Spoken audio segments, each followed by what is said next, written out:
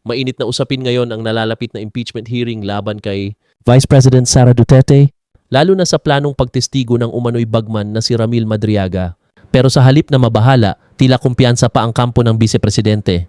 Ayon kay Atty. Salvador Paulo Panelo Jr., hindi nila kinatatakutan ang magiging pahayag ni Madriaga dahil naniniwala silang puro kasinungalingan, lamang umano ito at handa. Silang patunayan iyon sa tamang forum, partikular sa Senado. Dagdag pa ni Panelo, hindi rin nila pipigilan si Madriaga sa pagtestigo.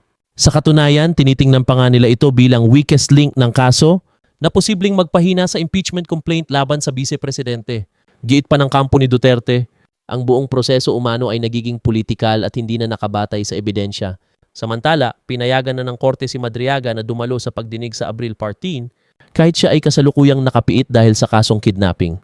May nakabinbin ding kasong perjury laban sa kanya na isinampa ng kampo ni VP Sara, ngunit nilinaw na hindi ito para pigilan ang kanyang testimonya.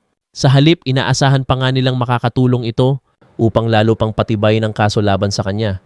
Tulong-tulong tayo maging reporter sa sariling bayan. CSTK channel, subscribe, follow, like, and share.